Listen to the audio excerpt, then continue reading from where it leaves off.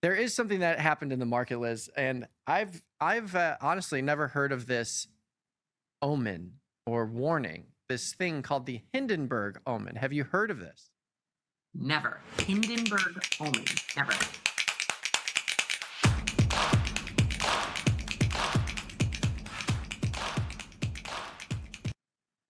Well, Liz, it is kind of interesting because the Hindenburg Omen is a rare technical warning signal that appears when a large number of stocks are simultaneously hitting new 52-week highs and new 52-week lows while the overall market is still trending higher. It suggests the market's becoming internally divided, a condition that sometimes appeared before major corrections. Last month, the month of June, the signal triggered 11 separate times, one of the highest clusters in years. But not every Hindenburg Omen leads to a crash. Historically, many have been false alarms, while others preceded declines of 10%, 20%, or more. So, is this another false signal or an early warning investors shouldn't ignore? Let's check it out with this edition of Options Math Check. So, Liz, we've seen this. We've seen the sector rotation. And I think that's really what it speaks to. You have the general drift higher in the S&P, the Nasdaq. I think we've seen the Mag 7 stocks really not participate in a lot of this movement. But then you have the sector swings where you've got a handful of products just crashing to the downside while another handful of products are lifting to the upside. What do you think about something like this? It's interesting. I love the how hindsight is going to be 2020. Oh, yeah. Even in your math check, you said sometimes it's nothing. Sometimes it's a correction. And I think that's what everybody, hindsight is 2020, and they can always come up for the story after the fact. But I mean, rotation sector is normal. Capital movement is normal. Taking profits in one and moving into another is normal. So I don't know if this is a signal that we are about to crash. I like all the, I guess, conspiracy theories around it. I like the omen that you just gave, because it actually lends some kind of fun and lightness to it. But I don't know if there's any credence to it. What say you? Yeah, I think given the volatility market right now, I would say until this changes, I don't expect to see a 10, 20% downside move. But at the same time, before we get the 10 or 20% downside move, the VIX futures would change. So right now, the VIX futures aren't telling us that we should be too worried about any kind of downside move. I think yesterday was a good example of like this market may not be done moving to the upside. We had the pre-market session down like 80 points. And then by the time we were on the show, we were down 40. And then we were completely flat basically by the end of the day. And now we're up. So the way I like to look at this is just look at the vol markets and see what's going on there. And then also look at see if there's any interesting skew in SPX. Now, like SPX is a little tricky because if we assume we're at like 7,500 in SPX right now, if we go to the 7,300 strike and then the 7,700 strike and just get sort of an equidistant out of the money feel, in July, you can see there's actually a pretty big put skew here. But Well, there's always put skew in SPX, isn't there? I mean, it's very very rare that you're ever going to see call skew in SPX. I mean, it has happened. I'm not saying never, but this is your normal skew when in your general market indices. yeah, 100%. And sometimes you'll see kind of a divergence in skew because of interest rates, or you'll see like a clouded skew because of interest rates. The further out in time you go, in SPX, if you go out to December, you can see it right here. At the money calls are trading for way more than out of the money puts, but you can still see kind of a difference in skew if you go further out of the money. So using the same strikes, 7,300 to the downside and 7,700 to the upside, it's a lot more flat in terms of premium the further out in time you go.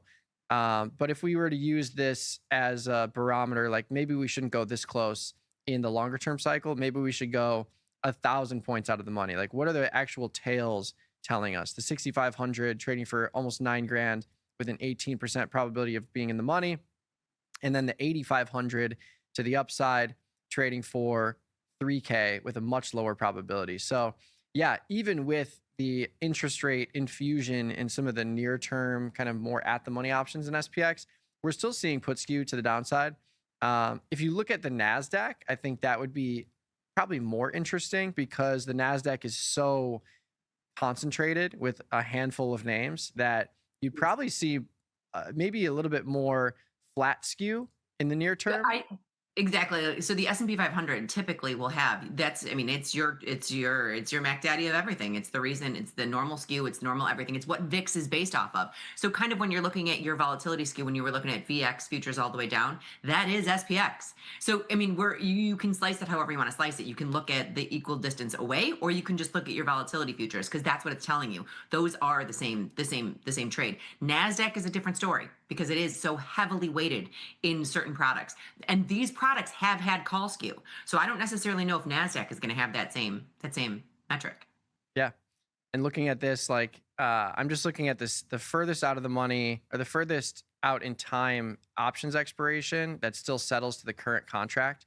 So the Q contract, that would be September, out 70 days. So if we go like, we're at 29.7 now. If we just go to like 25.7 and get pretty far out of the money here, we've got 4,000 points out of the money, and then 4,000 points out of the money to the upside. We're looking at 34.7. So actually, yeah, this is a way more dramatic downside skew, which I think is really interesting, because we saw in the SPX, we saw what, a 2x, 3x skew when we looked at the near term cycle. But here, this is what, a 6x skew to the downside? Kind of crazy. Now, to be fair, the Nasdaq is up more than the SPOOs are right now, right? So the at the monies isn't necessarily the at the monies where our starting point. So the Nasdaq is up, almost just under a percentage, where the SPOOs are only up 0.2%. So that is something to be taken in account for. But yeah, that is a little bit more dramatic. Yeah, 100%. And again, I think for me, the guiding light is the vol futures, because did you get this put on our platform yet, Mike? Can you march out after the show and go get this put on our platform? I know I need to jot this down, because I forget every day when I'm like, I need to get this and just have this a default, the vol default. But yeah, it's super important to keep your eye on, just because there's never a situation, at least from my trading career, there's never been a situation where we've had a 20%, 30% downside move in the general market without the VIX futures being in backwardation. And the flip side, we haven't reached all-time highs without the VIX futures being in a steep contango.